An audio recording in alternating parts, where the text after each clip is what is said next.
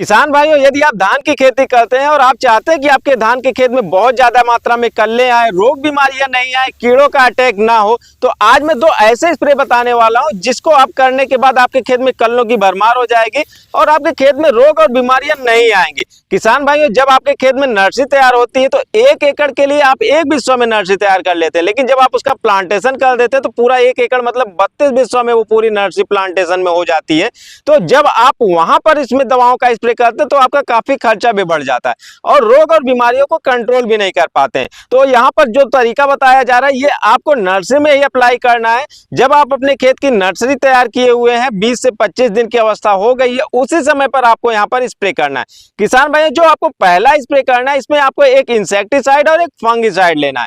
जैसे कि आपके खेत में शुरुआत की अवस्था में जब पौधे तैयार होते हैं उस टाइम पर भी कुछ कीड़ों का अटैक होता है और कुछ फंगस जनरेट होता है, क्योंकि किसान भाइयों गर्मी के समय में ह्यूमिडिटी काफी ज्यादा होती है और तापमान भी हाई होता है और ये जो कंडीशन होती है ये फंगस के जनरेट होने के लिए काफी ज्यादा सुटेबल होती है। और जब आप नर्सरी को उखाड़ कर पौधे को दूसरे जगह पर खेत में ट्रांसप्लांट करते हैं तो उस समय पर पानी भी खेत में ज्यादा होता है और जो बहुत ज्यादा चांस ये रहता है कि आपके खेत में फंगल अटैक आ सकता है। तो किसान भाइयों, इसके लिए आप अपने खेत में पहले से ही यहाँ पर सिस्टेमिक फंगिसाइड का स्प्रे किए रहेंगे तो उसका असर 10 से 15 दिनों तक रहता है, तो आपके खेत में ट्रांसप्लांट होने के बाद भी फंगल अटैक नहीं होगा। किसान भाइयों, इसके अलावा कुछ कीड़े भी होते हैं जो आपके खेत में मौजूद रहते हैं या फिर आप जब ट्रांसप्लांटेशन करेंगे उस समय आपके खेत में चले जाएंगे और आपके पौधों पर इसका असर पड़ेगा। लेकिन जब यहाँ पर आप इस सिस्टेमिक इंसेक्टिसाइड का यूज किए रहेंगे तो आपके पौधे 10 से 15 दिनों तक सुरक्षित रहेंगे। किसान भाइयों, जो आपको पहले स्प्रे में लेना है इसमें आपको एक इंसेक्टिसाइड और एक फंगिसाइड लेना है। किसान भाइयों, आप इंसेक्टिसाइड में ले सकते हैं सिजेंटा कंपनी का अलिका 8 ml 15 लीटर की टंकी में,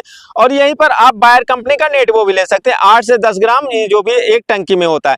तो इसका एक स्प्रे आपको कर देना है। इसके अलावा यदि आप लेना चाहें तो आप जो है यूपीएल कंपनी का साफ ले सकते हैं, आपको 50 ग्राम एक टंकी में लेना है। इसी के साथ आप कार्टाप हाइड्रोक्लोराइड 75% वाला ले सकते हैं किसान भाई, जिसको आपको 8 से 10 ग्राम एक टंकी में लेना है। तो इसका किसान भाई कोई भी एक कॉम्बिनेशन लेकर आपको एक स्प्रे कर लेना है।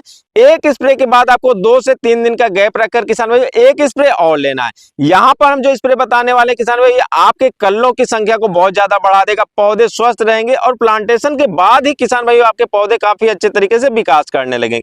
इसमें आपको लेना है 19-19-19 एनपीके का, इसको लेना है किसान भाई 100 ग्राम प्रति 15 लीटर के पंप में। किसान भाई, इसके अलावा आपको जिब्रेलिक एसिड लेना है 0.001% वाला, आप इसको 10 से 15 ml प्रति पंप के हिसाब से ले सकते हैं। और एक और चीज लेना जो आपके कल्लों की संख्या को बढ़ाने वाला है, इसमें आप ट्राइकॉन्टानॉल लेना किसान भाई, 3 फॉर्म में आता है, इसको आप 10 से 15 ml ले सकते हैं। इसमें 0.1% का जो आता है आप उसको लेना है किसान भाइयों। तो ये आप एक कॉम्बिनेशन में इसको ले सकते हैं। इसका एक स्प्रे आपको करीब जो है 22 से 25 दिन की अवस्था में एक स्प्रे इसका भी कर लेना है। यदि आप ये दोनों स्प्रे अपनी नर्सरी में कर लेते हैं तो आगे चलकर आपकी नर्सरी ट्रांसप्लांट होने के बाद अच्छे से ग्रोथ करेगी, किलो की संख्या काफी अच्छी आएगी और आपके खेत में रोग और बीमारियों का अटैक नहीं होगा। तो हमारी आज की इस वीडियो में बस इतना ही और मिलते हैं किसी और वीडियो में, तब तक के लिए नमस्कार।